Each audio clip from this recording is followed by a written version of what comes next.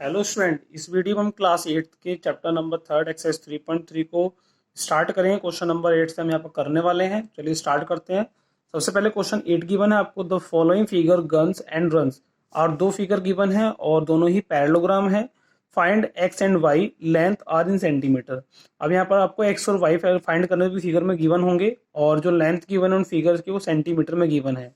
ठीक है, तो क्वेश्चन फर्स्ट पार्ट पे आते हैं। फर्स्ट पार्ट में जो आपको फिगर गिवन है गन्स GUNS, इस तरह की फिगर गिवन है जिसमें आपको ये पैरेललोग्राम दिया हुआ है और यहाँ पर y और x की वैल्यू आपको फाइंड करनी है। सबसे पहले आप, क्योंकि ये पैरेललोग्राम है, GUNS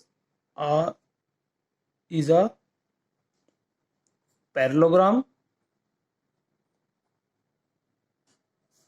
तो हम कहेंगे कि यहाँ पर जो अपोजिट साइड होंगी वो इक्वल होंगी।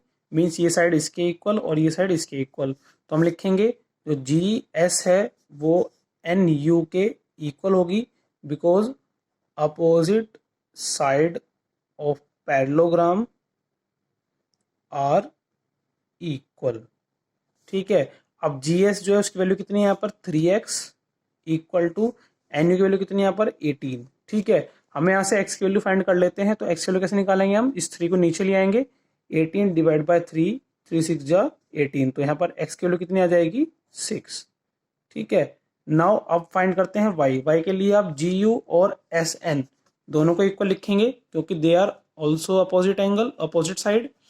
तो opposite side of parallelogram are equal, तो हम इन दोनों को इक्वल लिख सकते हैं। ठीक है, अब GU की जो वैल्यू कितनी है 3y माइनस 1 और जो SN की वैल्यू 26 है।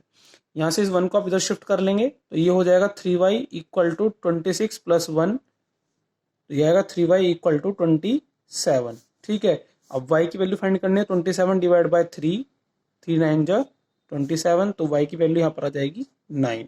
यही आपको फाइंड करना है इसमें। नाउ सेकंड पार्ट पे आते हैं। सेकंड पार्ट में आपको फिगर गिवन है रन्स RUNS इस तरह का, और ये भी पैरेललोग्राम है। और यहाँ पर जो ये फिगर गिवन है यहाँ पर, इसमें आपको डायगोनल पर डिजिट दी हुई है। तो यहाँ पर आपको कोई डायगोनल की ऐसी प्रॉपर्टी जो पैरेललोग्राम की होती है वो आपको यहाँ पर लगानी होगी।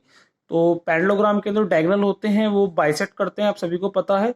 बाइसेक्ट का मीन्स क्या होगा, अगर इसको हम O मान लें यहाँ पर, तो ये जो डायगोनल है ये वाला, ये दो इक्वल पार्ट में डिवाइड हो जाता है। मीन्स RO जो है वो ON के इक्वल होगा और जो UO है वो OS के इक्वल होगा। ठीक है, तो हम लिखेंगे यहाँ पर RUNS इज अ पैरेललोग्राम। ठीक है, तो जो उसके डायगोनल होंगे, डायगोनल कौन कौन से हैं, RN and SU are the diagonal and they bisect each other. एक दूसरे को बाइसेक्ट करेंगे। बाइसेक्ट के कंडीशन में होगा क्या कि जो ये डायगोनल है, ये वाला डायगोनल, ये दो इक्वल पार्ट में डिवाइड हो जाएगा और ये दो इक्वल पार्ट में डिवाइड हो जाएगा।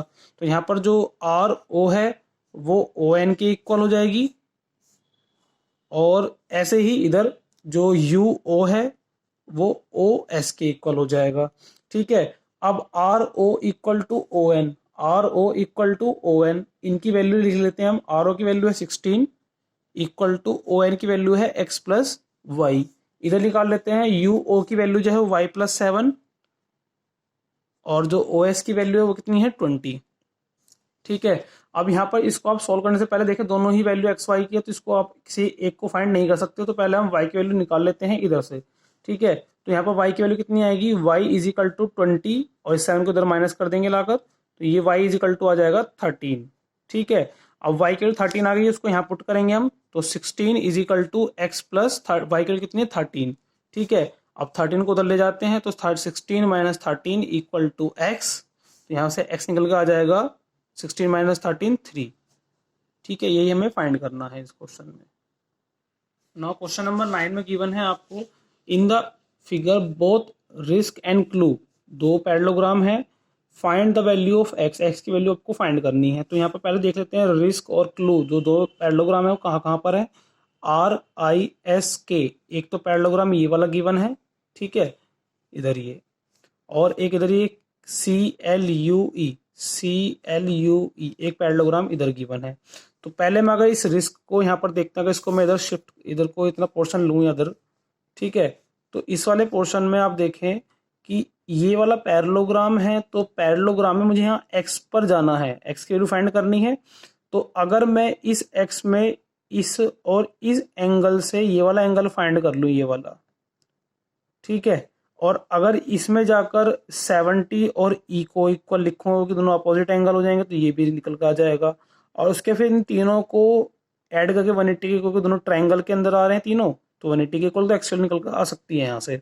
तो पहले मुझे क्या करना होगा, मुझे ये जो एंगल है ये वाला है, ये और ये दोनों फाइंड करने होंगे। अब इसको फाइंड करने के लिए देखो, अगर मैं इस पैरेललोग्राम के अंदर जाते हैं तो ये और ये दोनों ही एडजेसेंट एंगल हैं, तो इनका सम 180 के इक्वल होगा। तो मैं वही यहाँ पर लिखूंगा कि 120 और x, ठीक है। तो इन पैरेललोग्राम, कौन से पैरेललोग्राम में, RISK, हमने कहा कि जो 120 एंगल है और जो प्लस ये वाला वैल्यू है, इस वैल्यू लेते हैं हम यहाँ पर 1, ठीक है, इसे लिख लेते हैं 1। और एंगल 1 जो है वो 180 के इक्वल है, because they are supplementary angle, adjacent है तो सप्लीमेंट्री होंगे, इनका सम 180 के इक्वल होगा। तो यहाँ से हम एंगल 1 फाइंड कर लेंगे, तो आ जाएगा 180 minus 120 is equal to 60 degree, ठीक है। नाउ अब चले जाते हैं दूसरे एंगल की तरफ, जो कि इस वाले पैरेललोग्राम में लाई करता है, इसको मान लेते हैं 2, ठीक है। अब इन पैरेललोग्राम, कौन सा पैरेललोग्राम है, क्लू, CLUE क्लू, ठीक है। इसके अंदर जो एंगल L है और जो 2 है, दोनों ही अपोजिट एंगल हैं पैरेललोग्राम के, दोनों ही आपस में इक्वल होंगे। तो एंगल 70 और एंगल 2, एंगल 2 जो होगा वो 70 के इक्वल होगा, because opposite angle of a parallelogram are equal, ठीक है। तो यहाँ से 2 की वैल्यू जो होगी वो 70 आ जाएगी। नाउ अब चले जाएंगे आप इस ट्राइंगल के अंदर, इसको माना है मैंने, इसको O लिख लेते हैं, EOS, ठीक है। EOS के अंदर ये तीनों एंगल हैं, आपको x फाइंड करना है, तो EOS इस ट्राइंगल में एंगल 1 प्लस 2 और प्लस x तीनों को 180 के इक्वल लिखेंगे एंगल सम प्रॉपर्टी से। तो एंगल 1 प्लस एंगल 2 और plus angle x equal to 180 degree का होगा by angle sum property of triangle, ठीक है। तो एंगल 1 हमने फाइंड किया था अभी 60 डिग्री, एंगल 2 फाइंड किया था 70 डिग्री, ठीक है, और प्लस x की वैल्यू हमें पता नहीं है, इक्वल टू 180 डिग्री। इन दोनों को ऐड करेंगे तो ऐड करके आएगा 130 degree plus x equal to 180 degree. यहाँ से आप x की वैल्यू फाइंड कर सकते हैं, 180 माइनस 130, जो कि आ जाएगा 50 डिग्री। यही आपको फाइंड करना है इस क्वेश्चन में। नाउ क्वेश्चन नंबर 10 पे आते हैं। Explain how this figure is a trapezium which of its 2 sides are parallel, ठीक है। तो एक यहाँ पर फिगर गिवन है जिसको ये बताना है कि ये ट्रिपेजियम किस तरह से है और इसकी कौन सी साइड्स जो है वो पैरेलल हैं। तो पहले बात करते हैं ट्रिपेजियम होता क्या है। ट्रिपेजियम भी एक 4 साइड की फिगर होती है, मीन्स एक क्वाड्रिलेटरल ही होता है, जिसमें उसका 1 pair of opposite side parallel होता है और 1 पेयर नॉन पैरेलल होता है। मीन्स ये और ये साइड पैरेलल होगी और ये साइड नॉन पैरेलल होंगी। नॉन पैरेलल मीन्स जो एक दूसरे को आगे जाकर काट देंगी वो नॉन पैरेलल हैं, और जो दूसरे को कभी ना काटें वो, मतलब कभी जाके दूसरे को नहीं मिलेंगे, मतलब नहीं काटेंगे, तो वो पैरेलल साइड होती हैं, ठीक है। तो यहाँ पर अगर ये साइड ये पैरेलल है तो ये ट्रिपेजियम है और ये नॉन पैरेलल साइड है इसकी, ठीक है। तो हमें क्या बताना है कि ये ट्रिपेजियम है या नहीं। तो ट्रिपेजियम करने के लिए तो क्या करना होगा, हमें इसकी ये वाली साइड इसके पैरेलल शो करनी होगी। अगर पैरेलल शो कर देते हैं तो ये ट्रिपेजियम बन जाएगा, ठीक है।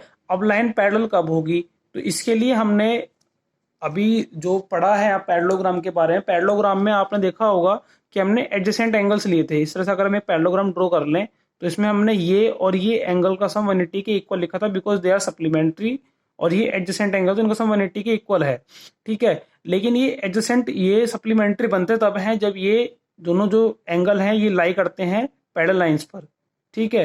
अगर ये पैरेलल लाइंस पर लाई कर रहे हैं दोनों एक दूसरे के, मतलब पैरेलल लाइंस के अंदर लाई कर रहे हैं, तभी ये एडजेसेंट एंगल माने जाते हैं, उनका सम 180 के इक्वल होता है, सप्लीमेंट्री तभी बोले जाते हैं ये, ठीक है। तो यहाँ पर अगर ये दोनों एंगल एडजेसेंट हैं और दोनों सम 180 के इक्वल आता है, मीन्स ये लाइन पैरेलल हो जाएंगी वहां पर, क्योंकि ये एडजेसेंट एंगल है, इनका सम 180 के इक्वल आ रहा है, ठीक है, तो हम वही करेंगे। यहाँ पर हमने कहा कि ये जो एंगल है 80 डिग्री का, एंगल एल और एंगल एम, एंगल एल और एंगल एम दोनों का सम जो है वो 180 के इक्वल है, क्योंकि एंगल एल है हमारे पास कितना 80 डिग्री का और एंगल एम है हमारे पास 100 डिग्री का, दोनों का सम 180 के इक्वल आ रहा है। ठीक है, तो अगर इस तरह कंडीशन बनती है तो लिखेंगे angle L and angle M are adjacent angle and they lie, ठीक है, between two line N M and K L. ठीक है, तो अगर एन एम और के एल के लाइन के बीच में लाई कर रहे हैं, दोनों ही एडजेसेंट एंगल हैं, तो ये दोनों लाइन होंगी ये पैरेलल हो जाएंगी, और जिस क्वाड्रिलेटरल की one pair of opposite side parallel हो जाती है तो वो क्या बन जाता है, ट्रिपेजियम बन जाता है। Means K L M N is a trapezium बन जाएगा। तो हमें यहाँ पर दो चीज पूछी गई थी कि क्या ये ट्रिपेजियम है या नहीं, तो yes it is a trapezium because इसका one pair of opposite side parallel show हो गया है। एंड देन कौन सी साइड पैरेलल है, तो यहाँ पर एन एम पैरेलल है के एल के, ये हमने यहाँ प्रूफ कर दिया है। Now question number 11, find measure of angle C in figure 3.33 if A B parallel to D C. यदि ए बी डी सी के पैरेलल है, ठीक है, यदि ये वाली लाइन इस लाइन के पैरेलल शो हो जाती है, तो आपको क्या फाइंड करना है, एंगल सी जो है उसका मेजर कितना होगा ये फाइंड करना है। तो ये जस्ट जो हमने 10 क्वेश्चन किया है उसे जस्ट अपोजिट है। वहां पर हमने कहा था कि इन दोनों सम 180 के इक्वल है, दे आर एडजेसेंट एंगल, तो लाइन पैरेलल हो जाती है। अब यहाँ पर लाइन पैरेलल गिवन है तो दोनों एंगल कौन से हो जाएंगे, एडजेसेंट एंगल हो जाएंगे, तो इनका सम 180 के इक्वल आ जाएगा। तो हम लिखेंगे कि जो ए बी है वो डी सी के पैरेलल है, मीन्स जो एंगल बी है and angle C are adjacent angle, तो इनको को इंटीरियर एंगल भी हम बोल सकते हैं। ठीक है, को इंटीरियर एंगल भी होते हैं एडजेसेंट एंगल, अगर लाइन पैरेलल है उनके बीच में जो लाई कर रहे हैं। तो एंगल बी और सी आर एडजेसेंट एंगल, तो हम लिखेंगे कि जो एंगल बी और सी का सम है वो 180 के इक्वल होगा। ठीक है, एडजेसेंट एंगल आर सप्लीमेंट्री। ठीक है, तो एडजेसेंट एंगल में यहाँ पर 180 के इक्वल लिखा हमने यहाँ पर। अब जो बी है 120 डिग्री का दिया हुआ है और सी हमें फाइंड करना है इक्वल टू 180 डिग्री, तो एंगल सी यहाँ पर आ जाएगा 180 माइनस 120 डिग्री, तो यहाँ से सी निकल कर आएगा 60 डिग्री का, जो हमें फाइंड करना है क्वेश्चन में। नाउ क्वेश्चन नंबर 12 गिवन है, find the measure of angle P and angle S if S P parallel to R Q in figure, जो हमें गिवन है। ठीक है, तो पहले इतने काम कर लेते हैं। हमें क्या बताना है कि एंगल पी की मेजर आपको फाइंड करनी है और आपको एस पी और आर क्यू पैरेलल गिवन है।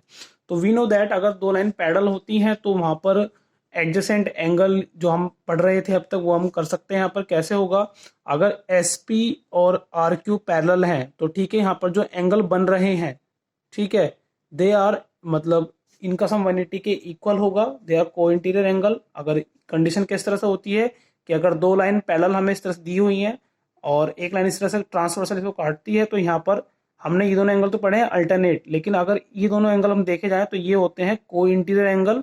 ठीक है, जिनका सम 180 के इक्वल होता है। लेकिन ये तभी एंगल बनते हैं जब दो लाइन पैरेलल होती हैं और एक ट्रांसवर्सल इस तरह जाती है। तो यहाँ पर देखें अगर ये लाइन इसके पैरेलल है तो इसको अगर हम ट्रांसवर्सल इस तरह से मान लेते हैं तो इन दोनों को जो आप दिए हैं दोनों ये एंगल का सम 180 के इक्वल होगा। ये हमने 11 और 10 क्वेश्चन में भी किया है।